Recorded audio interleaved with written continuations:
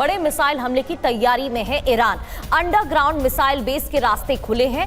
करीब 69 में 50 टनल के रास्तों को खोला गया है। तो 69 में से 50 टनल के गेट खोल दिए गए हैं। अमेरिकी हमले में ये गेट तबाह हो गए थे, टनल तबाह हुई थी, जिसके बाद खबरें ये भी आई थी कि ईरान की तरफ से एक बार फिर से निर्माण कार्य शुरू किया गया है और मिसाइल जखीरों को तेजी से ईरान बढ़ा रहा है, ये भी जानकारी। तो मिसाइल टनल के रास्ते खोले, ईरान फिर करेगा हमले। सवाल तो यही है कितने मिसाइल अड्डे हैं।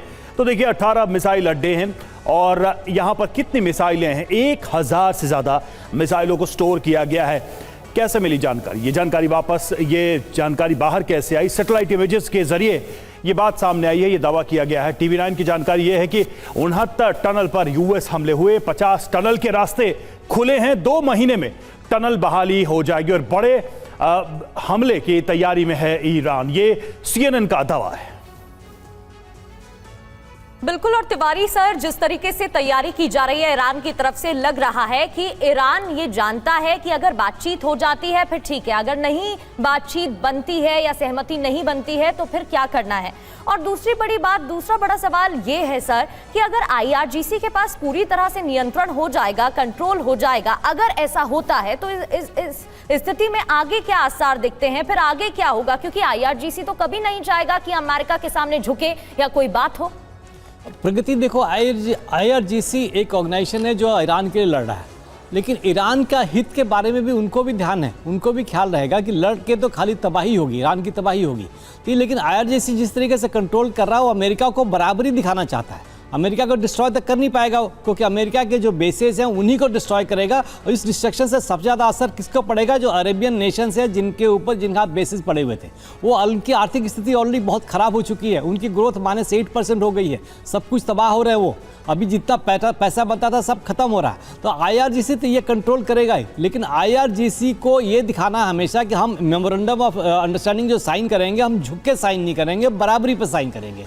ये उनका एक मकसद है, इसमें ये सफल होते हुए नजर आ रहे हैं। जिस तरीके से कल अमेरिका में कांग्रेस पेंटागन में मीटिंग हुई थी, उसमें से ट्रंप निकल आए थे, लेकिन जहां तक ये प्रतीत होता है कि ट्रंप के अलावा अमेरिका में जितने भी लीडर्स हैं या जो भी पक्षपात हैं या जो भी उनके मिलिट्री लीडर्स हैं, सब चाहते हैं कि एक सीज फायर हो, क्योंकि अमेरिका को बहुत बड़ा नुकसान हो चुका है।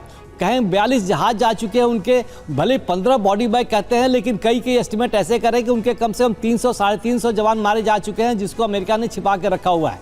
ये प्रतीत हो रहा है कि पिछले कई दिनों से ट्रंप वो एग्री नहीं कर पा रहे हैं। तो अब ट्रंप के ऊपर कितना प्रेशर पड़ेगा? ट्रंप के ऊपर 3 प्रेशर बहुत इंपॉर्टेंट है। अमेरिकन सिटीजन के प्रेशर, अमेरिकन मिलिट्री का प्रेशर, बिकॉज अमेरिकन मिलिट्री भी इतने दूर से इतने समय तक लड़ने के लिए तैयार नहीं है, उनका भी मोटिवेशन काफ़ी लो है। तीसरा प्रेशर अरेबियन नेशंस का, जिनकी तबाही हो रही है, तबाही काफ़ी हो चुकी है। सबसे बड़ा तबाही ईरान एक और कर सकता है, उनकी जो ड्रिंकिंग वाटर की जो इंस्टॉलेशन से अगर उसने डिस्ट्रॉय कर दिया, तब ये सारे देश सड़क पर आ जाएंगे। जितने भी हो, UAE हो, सऊदी हो, जॉर्डन हो या कतार हो या हो, ये सारे देश तेल के अलावा अपने इंफ्रास्ट्रक्चर बढ़ाने में पड़े हुए थे, टूरिज्म बढ़ाने के चक्कर में पड़े हुए थे, ताकि उनके इनकम बढ़ती रहे। और ये तो पिछले युद्ध में ही दिख गया, फर्स्ट राउंड ऑफ वॉर जो था उसे भी दिख गया कि इन देशों पर कितना और कैसे प्रभाव पड़ा है, आगे पड़ सकता है अगर ये जंग जारी रहती है तो। और देखिए हॉर्मुज स्ट्रेट में फिर बढ़ा जंगी तनाव, ये खबर सामने आ रही है। अमेरिका ने निकाले 70 कमर्शियल जहाज। ईरानी धमकी के बाद US ने जहाज निकाले हैं। जहाज ओमान तट के करीब से निकाले गए।